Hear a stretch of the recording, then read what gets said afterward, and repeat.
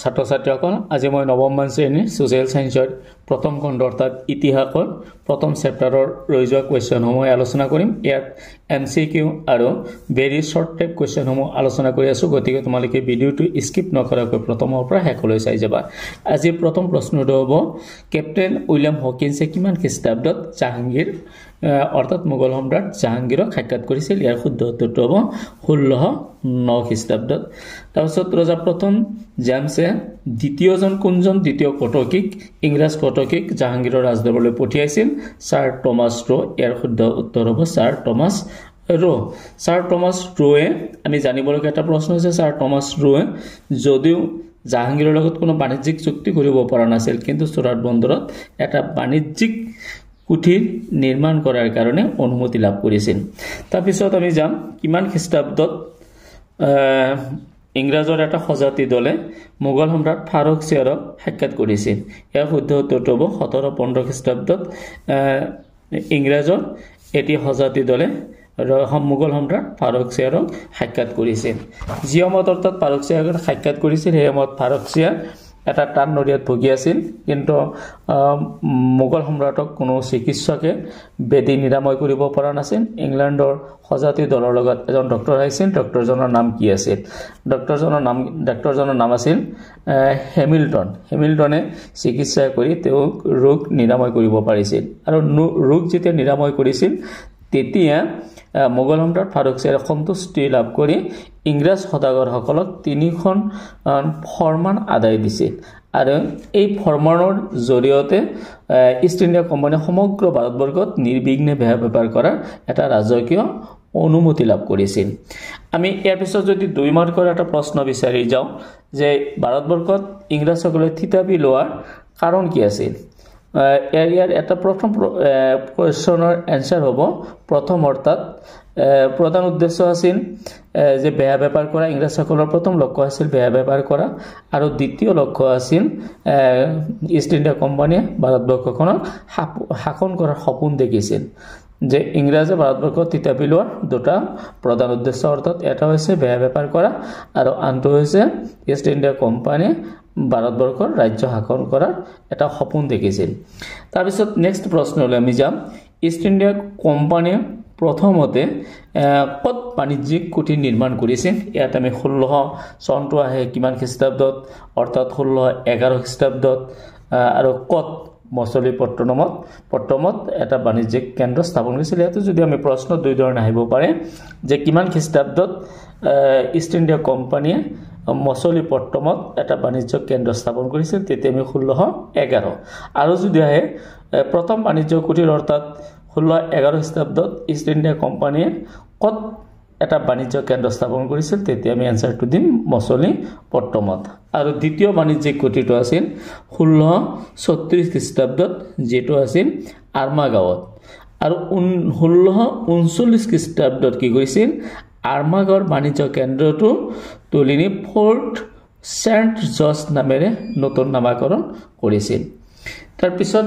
আমি যদি যাওঁ নেক্সট প্ৰশ্নলৈ যদি আমি যাওঁ তেতিয়া আমি পাম যে 1690 খ্ৰীষ্টাব্দত জব চাৰ্ট নামৰ এজন ইংৰাজ বিষয়া বংগৰ নবাবৰ লগত এখন চুক্তিৰ যোগেদি বছৰি 1200 টকাৰ খাজনাৰ বিনিময়ত কালিঘাটা সুতানতি আৰু গোবিন্দপুৰ নামৰ 3খন গাঁৱৰ জমিদাৰী স্বত্ব কোম্পানী লাভ কৰিছিল আৰু এই 3খন ঠাইৰ সমষ্টিৰ পিছত কি হৈছিল কলিকতা নগৰৰ ভেটিলৈ ৰূপান্তৰিত হৈছিল ইয়াত যদি কোৱা হয় কোন 3খন ঠাই লগ লাগি কলিকতা নগৰৰ ভেটি স্থাপন হৈছিল তেতিয়া আমি এনসাৰ দিম কালিঘাটা সুতানতি আৰু গোবিন্দপুৰ অৰ্থাৎ কাৰ নেতৃত্বত জব চাৰ্ট নামৰ এজন ইষ্ট ইণ্ডিয়া বিষয়া বংগৰ নবাবৰ লগত কৰা চুক্তিৰ বিনিময়ত এই 3খন ঠাইৰ জমিদাৰী লাভ কৰিছিল অৰ্থাৎ কালিঘাটা সুতানতি আৰু গোবিন্দপুৰ আৰু এই 3খন ঠাই লগ লাগি কি হৈছিল তোমাৰ কলিকতা নগৰৰ ভেটি স্থাপন হৈছিল নেক্সট আৰু 1 নম্বৰ এটা ধুনীয়া প্ৰশ্ন আছে যে ফৰ্ট উইলিয়াম দুৰ্গটো কি অৰ্থাৎ ইংলেণ্ডৰ ৰজা তৃতীয় উইলিয়ামৰ সন্মানাৰ্থে কলিকতা বাণিজ্য কেন্দ্ৰটোৰ নাম কি দিয়া হৈছিল ফৰ্ট উইলিয়াম ৰখা হৈছিল নেক্সট আমি যাম যে এটা প্ৰশ্ন ধুনীয়া এটা প্ৰশ্ন হে যে পৰাধীন ভাৰতৰ সুদীৰ্ঘ কালজুৰি ব্ৰিটিছ শাসনৰ সময়ছোৱাক দুটা ভাগত ভাগ কৰা হৈছিল যে ব্ৰিটিছৰ শাসনক আমি দুটা ভাগত ভাগ কৰিব পাৰোঁ তাৰ প্ৰথম ভাগটো হৈছে যে মোগল সাম্ৰাজ্য পতনৰ পৰা আৰম্ভ কৰি 1857 খ্ৰীষ্টাব্দৰ চিপাহী বিদ্ৰোহলৈকে এইটো হৈছে প্ৰথম সময়ছোৱা আৰু দ্বিতীয় সময়ছোৱা আছিল 1858 খ্ৰীষ্টাব্দৰ পৰা 1947 খ্ৰীষ্টাব্দত ভাৰতীয় হাতত ক্ষমতা হস্তান্তৰ কৰালৈকে এইটো আমি 1 নম্বৰৰ নহয় বা MCQ নহয় এইটো হ'ব 2 নম্বৰৰ প্ৰশ্ন সাধাৰণতে খুব ইম্পৰ্টেন্ট প্ৰশ্ন হয় যে পৰাধীন ভাৰতত সুদীৰ্ঘ কালজুৰি ব্ৰিটিছ শাসনৰ সময়ছোৱাক আমি কি দুটা ভাগত বিভক্ত কৰিব পাৰি তেতিয়াহ'লে আমি মোগল সাম্ৰাজ্য পতনৰ পৰা আৰম্ভ কৰি 1857 অৰ্থাৎ চিপাহী বিদ্ৰোহলৈকে আৰু চিপাহী বিদ্ৰোহৰ পাছৰ পৰা কি হ'ব চিপাহী বিদ্ৰোহৰ পাছৰ পৰা অৰ্থাৎ 1947 চনলৈকে যেতিয়ালৈকে ভাৰতবৰ্ষৰ ক্ষমতা হস্তান্তৰ কৰালৈকে যেতিয়া ক্ষমতা হস্তান্তৰ কৰিছে তেতিয়ালৈকে এই সময়ছোৱাক দুটা ভাগত ভাগ কৰা হয় নেক্সট প্ৰশ্ন আমি যাম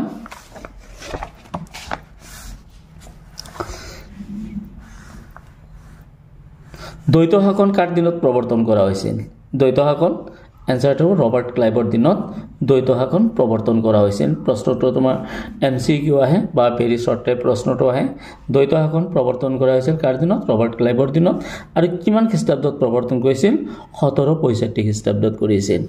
ইয়াৰ পিছত আমি যাম ৱাৰেন হেষ্টিংছৰ কাৰ্যকাল কিমান চনত আছিল 1774 চনৰ পৰা 1785 খ্ৰীষ্টাব্দলৈ আৰু যেতিয়া ৱাৰেন হেষ্টিংছে শাসনভাৰ লৈছিল বা তেওঁৰ কাৰ্যকাল আৰম্ভ হৈছিল তেতিয়া ইষ্ট ইণ্ডিয়া কোম্পানী ভাৰতত একমাত্ৰ শক্তিৰূপে পৰিগণিত হৈছিল এটা প্ৰশ্ন ইয়াতে ধুনীয়াকৈ এটা প্ৰশ্ন হ'ব পাৰে কাৰ কাৰ্যকালত ইষ্ট ইণ্ডিয়া কোম্পানী ভাৰতবৰ্ষত একমাত্ৰ শক্তি হিচাপে পৰিগণিত হৈছিল তেতিয়া আমি এনসাৰটো দিম ৱাৰেন হেষ্টিংছৰ কাৰ্যকালত অৰ্থাৎ 1774 খ্ৰীষ্টাব্দৰ পৰা 1785 খ্ৰীষ্টাব্দলৈকে তাৰপিছত আমি নেক্সট প্ৰশ্ন পাম ৰেগুলেটিং এক্ট 1773 চনত ৰেগুলেটিং এক্ট প্ৰৱৰ্তন কৰা হৈছিল বা নিয়ন্ত্ৰণকাৰী আইন প্ৰৱৰ্তন কৰা হৈছিল আৰু এই আইনৰ জৰিয়তে বংগৰ যিজন প্ৰেসিডেন্সি এই প্ৰেসিডেন্সিজনক গভৰ্ণৰ জেনেৰেল লৈ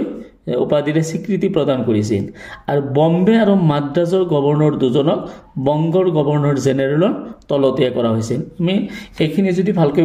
বুজাবলৈ যাওঁ তেতিয়াহ'লে আমি বুজিব লাগিব 1773 চনৰ যিটো ৰেগুলেটিং এক্ট বা নিয়ন্ত্ৰণকাৰী আইন এই আইনৰ যোগেদি বংগৰ যিজন প্ৰেসিডেন্সি আগতে ইষ্ট ইণ্ডিয়া কোম্পানীৰ যিজন শাসনকৰ্তা বংগ প্ৰদেশৰ আছিল তেওঁ প্ৰেসিডেন্সি বুলি কোৱা হৈছিল কিন্তু এই প্ৰেসিডেন্সিজনক 1773 চনত কি কৰা হৈছিল